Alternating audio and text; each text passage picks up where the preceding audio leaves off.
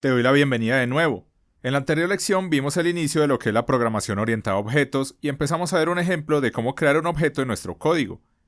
En esta lección seguiremos viendo los elementos que componen a las clases y cómo podemos usarlos. En la anterior lección quedamos con nuestro constructor para poder crear nuestros objetos con sus atributos directamente. Ahora veamos cómo podemos usar los métodos. De manera similar a cómo funcionan los atributos, tenemos los modificadores de acceso para colocarlos en nuestros métodos. Si vamos a intentar llamar uno de estos dos métodos en el script de pruebas, vemos que no nos salen. Entonces vamos a cambiar el modificador de acceso. Cuando no colocamos uno en C#, lo toma directamente como si fuera privado. Entonces si queremos usarlo fuera de este script, debemos agregar public al inicio del método. Aquí hago un paréntesis. Cuando colocamos el modificador como público, significa que lo podemos acceder en cualquier parte fuera del script que lo contiene o la clase que lo contiene. Si lo colocamos como privado o private, significa que no lo podemos usar fuera de la clase, solo dentro de la misma. Ya vamos a ver esto con un ejemplo. Si dejamos ambos métodos como públicos, podemos ir al script de prueba y ahora vemos que nos salen sin problemas. Podemos colocar jugador1 punto y luego el nombre del método, escrito de la misma manera como lo tenemos en la clase de jugador. Podemos ver que el método de tomar daño necesita un parámetro que es el daño que recibe. Le colocaré 10, por ejemplo. Y también podemos llamar al de saludar. Este no necesita ningún parámetro. Vamos a ir a Unity para probar todo esto que programamos. Demos play para probar. Si revisamos la consola, podemos ver que se llamaron 3 mensajes de consola. El primero es el del método de saludar. Este dice, hola, soy jugador 1. Y los otros 2 mensajes son los que tenemos en el método de tomar daño, donde nos dice que antes de tomar daño tenía 100 de vida. Le redujimos su vida 10 por el valor que enviamos por el parámetro. Podemos ver que en este caso lo que estamos haciendo es usar la funcionalidad interna del objeto.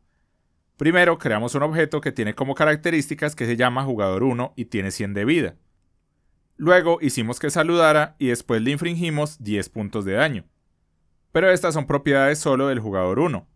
Vamos a ver un ejemplo para entender el cambio con la anterior manera de programar. Vamos a crear un nuevo objeto de tipo jugador. Lo guardaré en una variable que se llamará jugador2.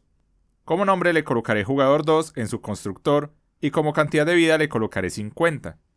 Y vamos a hacer el mismo proceso que con el jugador 1. Vamos a hacer que salude y luego le vamos a hacer daño. Pero en este caso quiero hacerle 30 de daño, por ejemplo. Vamos a Unity para ver qué nos arroja este código. Demos play para probar. Aquí vemos los mensajes del jugador 1. Saluda y luego le hacemos 10 de daño, entonces su vida queda en 90. Pero vemos que el jugador 2 saluda con su propio nombre, y tenía 50 de vida antes de tomar el daño, que es el valor que le pasamos a la hora de crearlo. Si vemos, le hicimos 30 de daño, entonces su vida después de recibir este daño es de 20. Cada uno de los objetos que creamos es independiente al otro.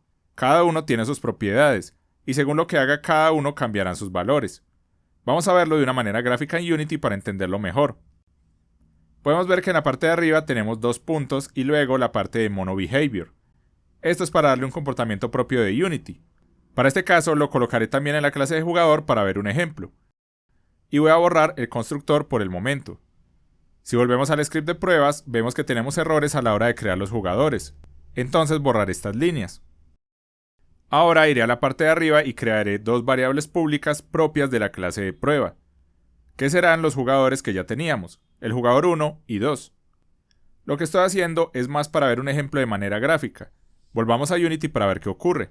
Dejaré la pestaña de la escena activa y luego iré a la jerarquía. Aquí daré clic derecho, iré a objeto 2D, sprite y luego daré a círculo para crear un objeto en mi escena. A este lo llamaré jugador 1 y lo moveré para la izquierda.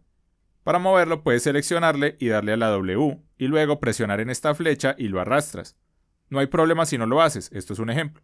Ahora seleccionamos el objeto del jugador y donde dice Add Component, damos en el botón y buscamos el script del jugador. Lo seleccionamos y se agrega. Aquí podemos ver que tiene 2 espacios, que son el nombre y la vida. Estas son las propiedades de la clase del jugador.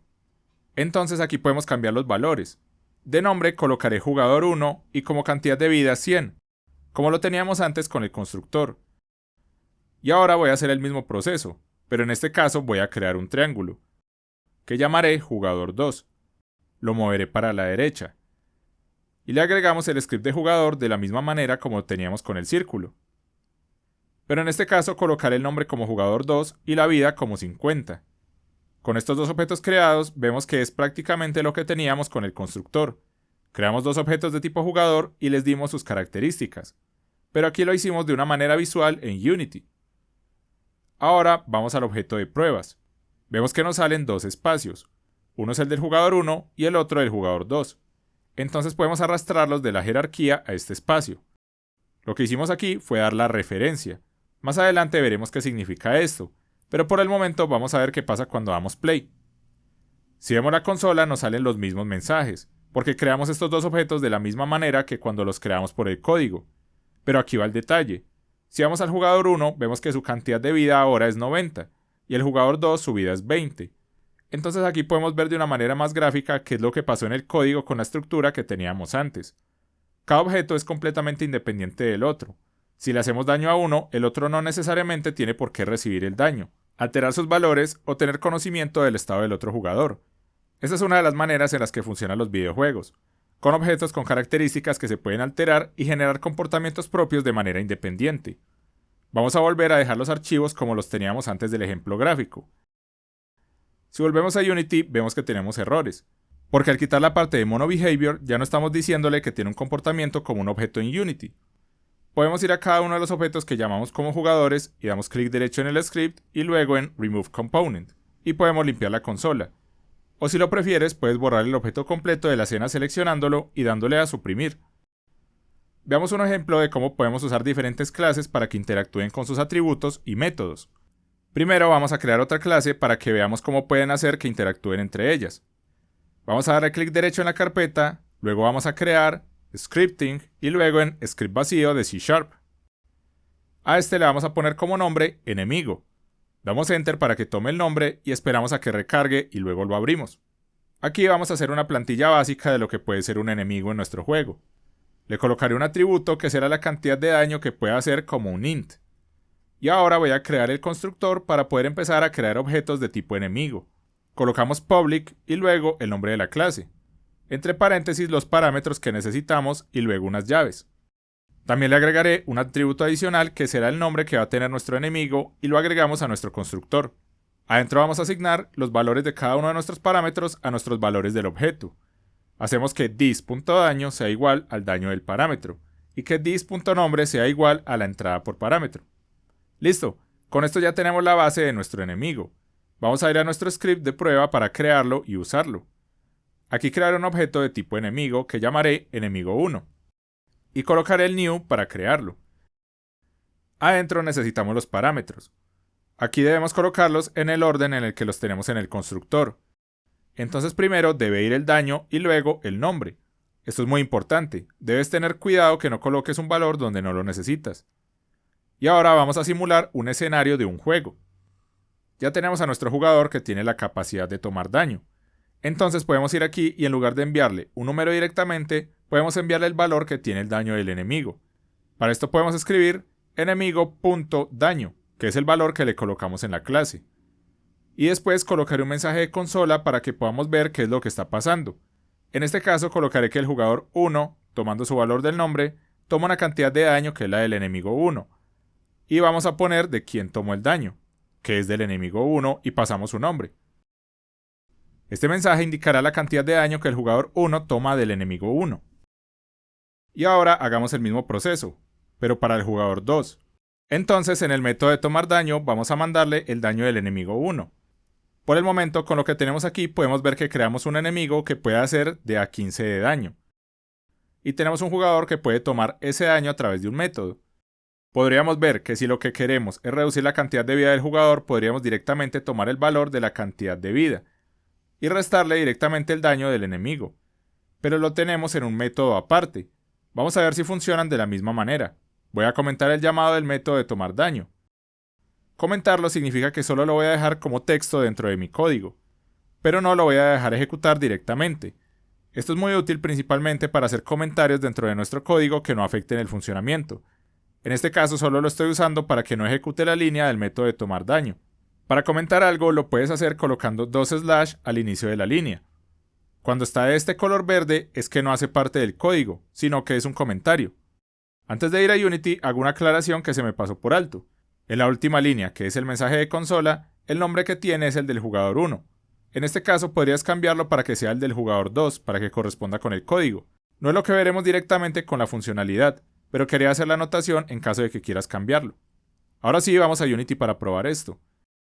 Demos play y miremos lo que nos sale en la consola. Aquí podemos ver los mensajes del jugador 1. Vemos que nos sale el comportamiento que teníamos tanto con los mensajes de consola como con las líneas de código que creamos. Por el momento, para el jugador 1 no tenemos los mensajes de consola para saber cuánta vida tenía antes de recibir daño y después de recibirlo. Pero por la línea de código que resta la vida del jugador sabemos qué pasó. Pero miremos qué es lo que hace el método de tomar daño. Para ir al método rápidamente, puedes mantener control y luego dar clic en el nombre del método y él te llevará a donde esté el método con su funcionalidad. Podemos ver que el método de tomar daño no solo reduce la cantidad de vida del jugador, también lanza los mensajes de la consola para darnos la información. Entonces por el momento hace prácticamente lo mismo. Pero ¿qué pasa si además de esto cuando el jugador toma daño queremos cambiar la barra de vida? Curar daño, generar una lógica de bloqueo del daño o destruir el objeto del jugador. Tendríamos que llevar toda esa lógica para fuera de la clase cuando no es necesario. Y cada vez que queramos hacerle daño al jugador, tendríamos que acordarnos de todo esto para que no se nos pase ningún detalle. Esto se puede volver un problema muy rápidamente. Entonces, para solucionar esto, vamos a ver el primer principio de la programación orientada a objetos, la encapsulación. Pero esto lo veremos en la siguiente lección. Y listo, en esta lección vimos cómo podemos usar los métodos en nuestras clases, un ejemplo gráfico de cómo funcionan los objetos y el inicio de cómo podemos usar diferentes clases para nuestro código. En la siguiente lección veremos un poco más sobre los modificadores de acceso y por qué son importantes con el primer principio de la programación orientada a objetos, la encapsulación. Le quiero dar un agradecimiento a Patricio Canteros, a Danilo Álvarez, a Gustavo Celi, a Brandon Acosta Chiquete, a Cristian Carrasana y a Milgacia Productions por su apoyo en Patreon. Muchísimas gracias. Nos vemos en la siguiente lección.